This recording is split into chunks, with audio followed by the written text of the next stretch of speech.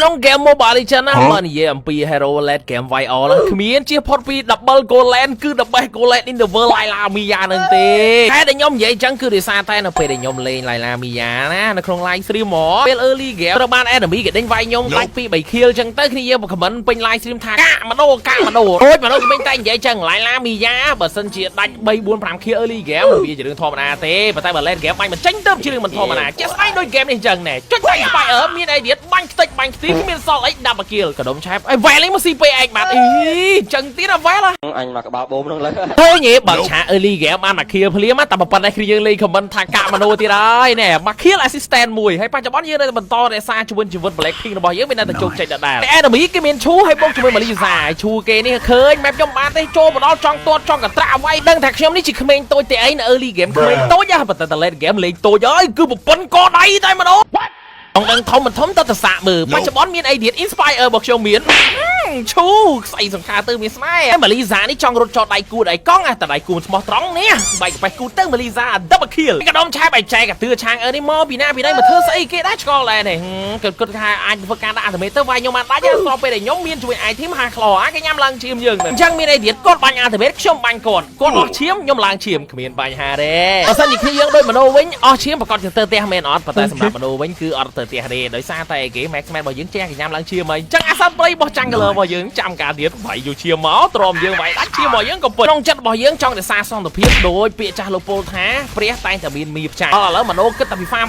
គេមិនដេញវាយខ្ញុំអញ្ចឹងមានតែអីខ្ញុំមានតែបខំចិត្តការវាយគេហ្នឹងហើយបងជាមួយនឹងហើយភាសាចង់វាយខ្ញុំប៉ុន្តែគ្មានគីឡូទេប្រាដអើយរបស់នោះវាយគេដាច់ហើយមកស៊ីពេខ្ញុំមកខៀលហើយជឿ recall លើសាកសពហាយ៉ាទៀតបើឯងខ្ញុំក្រប្រាប់ទេតែគេវាយមួយថ្ងៃលើក្រោយខ្ញុំបានជួយទេបងឯងឡែនក្រោមណាគ្នាយើងបើសិនឲ្យយើង farm មានលុយយើង sell play អាហ្នឹងយើងជោគជ័យ late game វាយ all ប៉ុន្តែបើសិនជាយើងអត់ជោគជ័យដូច team fight បែបហ្នឹងអញ្ចឹងនេះចូលមកដល់វាយហើយខ្ញុំនេះចិត្តថាមិនចង់វាយគេទេប៉ុន្តែគេមកស្រស់ពេកចាក់ស្ដែងដូច Melisa ដាច់មកខ្ញុំចង់20ដង Melisa អោ5នាទីបច្ចុប្បន្នខ្ញុំដាក់ដាច់ប៉មក្រោមមួយហើយបច្ចុប្បន្នក្រោមនៅតែបន្តធ្វើការចិញ្ចឹមចិត្តចង់បានជាមួយនឹងប៉មផ្លូវក្រោមហ្នឹងអាប៉មទី2អញ្ចឹងណាប៉ុន្តែវាចៃដងនេះឈូនេះមកត្រឹមវាយសតរី call ឈូហេវាយ call ចឹងស្មាញខ្ញុំឲ្យហ៊ានវាយកុំតែខ្ញុំអត់ទាន់មានគ្នាខ្ញុំមកទេតែគ្នាខ្ញុំមកថ្ងៃនេះខ្សែសង្ខាហើយពុំនិយាយដល់ថាដល់វ៉ែលេគេពុំបោះសញ្ញាថាវាយមក bro អូខេ bro ឯខំវាយ bro ឯខំស៊ីពេអើយ bro វ៉ែលើលេងខ្ញុំអត់ទេបីលេង Goland ឲ្យល្អកុំឲ្យ Jungler របស់យើងជេរម៉ែខណៈពេលដែលគ្នាយើងទៅធ្វើដូចមនោអញ្ចឹងឃើញអត់ជាមក្នុងការបុកជាមួយ Thread ចុះមកជួយគ្នាយើងវាយទូថលខណៈពេលដែលបើសិនជាគេចេញ map នៅក្នុងប៉មក៏យើងប្រពោះគ្នាយើងទៅវាយគេក្នុងប៉មអញ្ចឹងណាប៉ុន្តែខ្ញុំឃើញ map Melisa ម្នាក់ឯងខ្ញុំខំចូលទៅដល់ដាក់ stand ចង់បាញ់គេចុងក្រោយឈូក៏មកម៉ែអើយរបស់ឆាក៏មកដែរប៉ុន្តែមានតែចៅស្អី Inspire បាញ់មកនេះចុះស្អីជួយអើយរបស់នឹងមកស៊ីពេខ្ញុំបាត់ដឹងជាស្អីទេហើយខ្ញុំទៅជាប់ stand skill ultimate របស់ Melisa បញ្ញាជាងវិលខ្ញុំដូចគេឡងចឹងកាឡាត្រូវបានខៀលបែរជាអត់ខៀលពុតជាក្តៅមែនទេណាទាខំស្ងោឡើងឆ្អិនហើយបែរជាហោះរត់ទៅបានយីហួសចិត្តមកអានេះសំណាងមនុស្សខាងយើងសោះតែចាត់ទុកថាយើងសួយចុះសំខាន់គឺយើងអាចធ្វើការបុកយកជាមួយ Thread របស់ enemy បានណាប៉ុន្តែស្របពេលដែលខ្ញុំអារីក្នុងការបុក Thread ហើយរបស់ឈូនេះគេត្រឹមចង់មកធ្វើអីឈូអូនេះគីឡូរបស់ខ្ញុំនេះចុងរកចែបចាំងមកអូទោះបីមួយឯងពីរនាក់ក៏វាយខ្ញុំមិនដាច់ដែរដាច់មែនថាមែន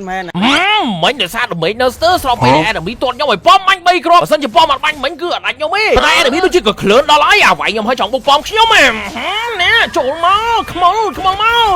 កចង់មកទាត់ខ្ញុំក្រុងប៉មវាយមិនងាយស្រួលទេឈួរMelisa បោះបងឯងបានដាច់ហើយនេះចាប់បកគោខ្លួនឲ្យភ្លាមចង់អាំងពីព្រួតមួយ Inspire វាយផ្សេងទឿមួយមកនេះដើម្បីខ្ញុំមានច្រើនហើយទោះបីមួយថ្ងៃមក5ក៏ខ្ញុំបាញ់ដាច់ដែរនេះអានេះគ្រាន់តែការបើកឆាកតែប៉ុណ្ណោះជាមួយនឹង Triple Kill នេះកូនប្រុសមិនបាច់ចាំ10ឆ្នាំចោលមកសងសឹកទេព្រោះអីតែ10ឆ្នាំទៀតគឺយើងងាប់បាត់ហើយដំណឹងល្អអ្នកស្ដាប់ទៅល្អគឺល្អប៉ុន្តែបើអ្នកស្ដាប់ទៅមិនល្អគឺមិនល្អទេតំណាពេលចាហ្នឹងដំណឹងល្អឬមិនដំណឹងអាក្រក់បវល់អញ្ចឹងអត់យល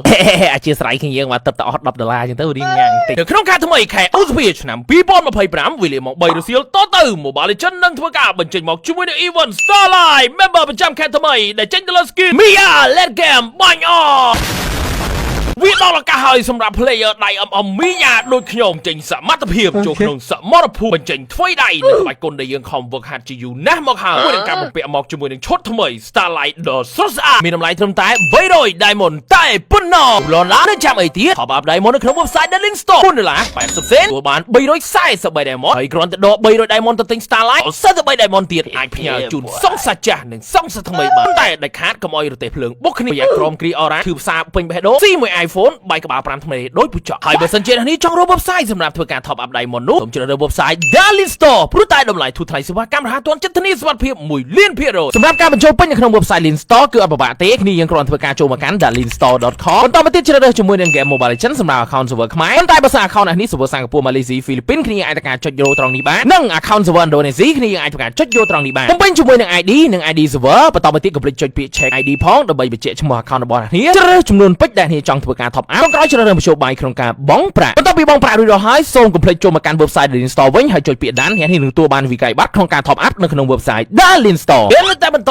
ស្របពេលដែលមីយ៉ាលេងដោយប្រុសសង្ហាប៉ុន្តែមិនមែនសាវ៉ា Small Slash បាននៅជាមីងបានធ្វើការបុកពីក្រោមយកបានជាមួយនឹងប៉ង2នៅខាងក្រោមហើយនេះហើយប៉ង2នៅខាងលើក៏ចាំការទៀតគឺប្រុសស្អាតយកហើយស្របពេលដែលអាស្មោះម៉ាណូនេះបានធ្វើការបុកជាមួយនឹងប៉មលើដាច់បានពីប៉មហើយនេះហើយ enemy ក៏គ្រឹះខ្នាញ់ចង់ធ្វើការវាយប្រហារមកកាន់ប្រុសស្មោះម្នាក់នេះដោយឲ្យឈូមកទាត់ខ្ញុំចុងក្រោយមានអីទៀតខ្ញុំមានតែបាញ់ទាំងឆាងដែលធ្វើ enemy ខ្លោមខ្លាចរអាទៅកាន់ដើម្បីរបស់មីយ៉ាប៉ុន្តែមិនមែនប្រុសសាវ៉ាដូចអ្នកនេះគិតនោះទេក្រោយបច្ចុប្បន្នមីយ៉ាខ្ញុំនេះក៏ទទួលបាន12 kill ពេញ full option original and fake easily ធ្វើឲ្យខ្ញុំស្រី clean kill ចង់ធ្វើការទៅវាយគេនៅផ្លូវ Milan បន្តទៀតមានអីទៀត Melisa គឺជានំប៉័ងប៉ាតេបើសាច់គោរបស់ខ្ញុំហើយយោណែចូលមកនេះខ្លួនខ្ញុំលៀមអាគ្រីមិនតន់អស់អាស្រស់ក៏មកដល់បច្ចុប្បន្ននេះខ្ញុំនេះចង់ធ្វើការបុកជាមួយអ្នកផ្លូវបតុម Land ប៉ុន្តែស្របពេលដែលឈូគេត្រឹមចង់មក defend defend ចង់ defend ឡើងមានអីទៀត2គ្រាប់ដេកស្អាតជាមួយនឹងឈូ legendary ក៏ប៉ុន្តែហ្គេមនេះគឺត្រូវបញ្ចប់ឲ្យលឿនតាមអាចធ្វើបានណាដោយសារតែខ្ញុំចង់បាន kill ពេកដូចនេះហើយក៏មានតែធ្វើការអូសខ្លាម្ដងហើយម្ដងទៀតដើម្បីធ្វើគេគឺដើម្បីយក kill ទៅលើ enemy ហ្នឹងហើយស្របពេលដែល enemy គឺឆាត GG វា play brother បើគេវា play បាញ់គេយក kill ទៅនេះអាកំពុងតែអូសខ្លាដើម្បី enemy defend ទេហើយខ្ញុំនេះក៏ចង់បានជួយ kill បាន20ទៅ30 kill ឡើងលើដែរស្របពេលដែលយើងអូសចោលឡើង enemy មិនដឹងការទុកសោកចិត្តអីខឹងចិត្ត surrender កវត្តចោលបណ្ដោយអញ្ចឹងក៏តាមតាណាទៅចឹង Sorry